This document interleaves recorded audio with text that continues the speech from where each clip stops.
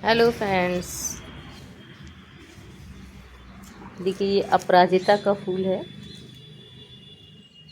ये अभी थोड़ा सुबह का समय है तो अभी अच्छे से खिल नहीं पाया है।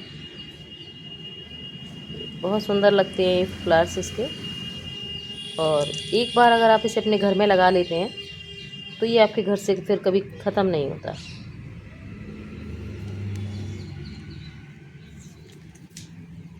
बहुत ही शुभ प्लांट माना जाता है ये। देखिए कितनी सारी ये इसकी बर्ड्स बन रही हैं। देखिए, ये देखिए यहाँ से ये इसकी बर्ड्स बने हैं।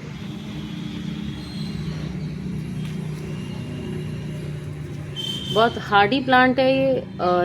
बहुत ज़्यादा इसकी केयर भी नहीं करनी पड़ती है और इसकी मेडिसिनल वैल्यू भी रहती है,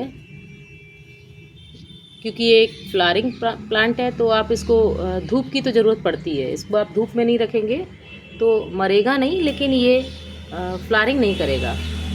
तो इसकी अगर आप इसमें अधिक से अधिक फ्लावरिंग चाहते हैं तो इसे धूप में रखें। देखिए छोटी छोटी इसमें बहुत सारी बर्ड्स बन रही हैं। इसके लिए मिट्टी आप सिंपल जैसे और पौधों के लिए तैयार करते हैं उसी तरीके की मिट्टी की ज़रूरत है। इसे देखिए मैंने इसे घड़ी में लगा रखा है।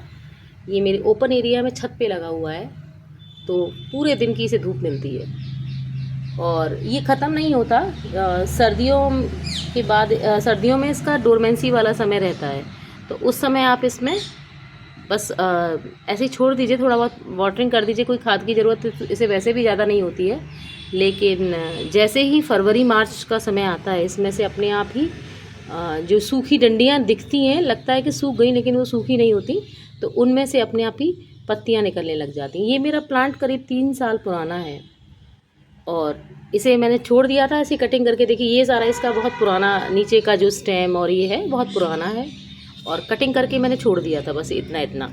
और ये ऊपर अपने आप इसमें पत्तियाँ निकल आती हैं।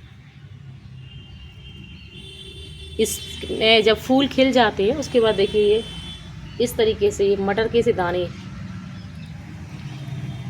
देखिए इस तरीके से ये इसकी ये फली बनती है। और जब ये पक जाती है तो सूख के पता चल जाता है सूख गई है। तो ये अगर आप इसे प्लांट से नहीं तोड़ेंगे तो ये अपने आप प्लांट पे लगे लगे फट भी जाती है। ये बेल में चलता है वैसे, अगर आप इसे कटिंग ना करें तो ये बहुत ऊंची बेल हो जाती है, लेकिन इसमें क्योंकि मैंने यहाँ चढ़ाने के लिए इसके लिए कुछ नहीं लगा रखा, तो मैं इसकी कटिंग कर देती हूँ अक्सर। तो ये बहुत नीचे से ही बुशी सा दिखाई देता है, सुंदर लगता है। देखिए एकदम घना प्लांट है।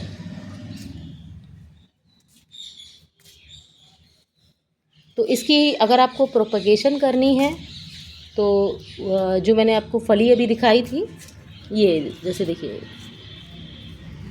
इसमें फ्लावरिंग अभी स्टार्ट हुई है, तो ये फलियाँ इस तरह से बहुत सारी फलियाँ बनती हैं इसमें। तो जब ये पक जाएगी, देखिए मेरे पास रखी है 1-2 फली पुरानी, मैं आपको दिखाते हैं।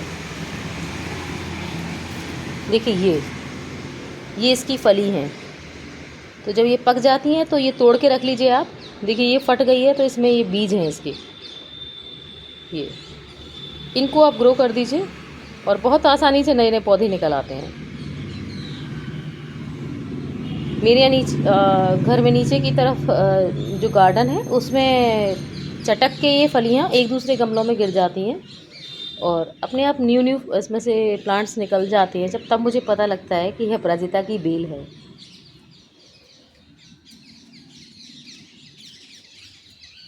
तो एक बार आप इसे लगा लीजिए और फिर इसको आपको दोबारा इसकी कुछ लगाने की ज़रूरत नहीं है। अपने आप नई नई इसमें पौधे तैयार होते रहते हैं।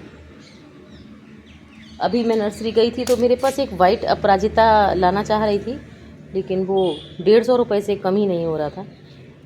तो मैं लाई नहीं, क्योंकि मैंने और भी बहुत सारे प्लांट्स ख़रीदे थे। लेकिन अगर आप ले आएँ उसे तो एक बार लाने की मैं पैसे आपको डालने पड़ेंगे, बार बार फिर उसको उसी एक पौधे से और बहुत सारे पौधे तैयार हो जाते हैं। देखिए ये यहाँ से ये इसका फ्लावर्स जब सूख जाता है तो देखिए उसी में से ये इस तरह से इसकी फली निकलती है।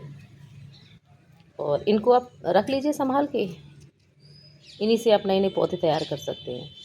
इसको बहुत कोई खाद देने की ज़रूरत नहीं है। जैसे और पौधों में लगाते हैं तो कभी महीने या 2 महीने में इसमें एक बार लिक्विड फर्टिलाइज़र डाल दीजिए, बाकी ये अपने आप अच्छे से ग्रो होता रहता है। और जब इसका सीज़न होता है तो ये फ्लावरिंग भी अच्छे से ही करता है।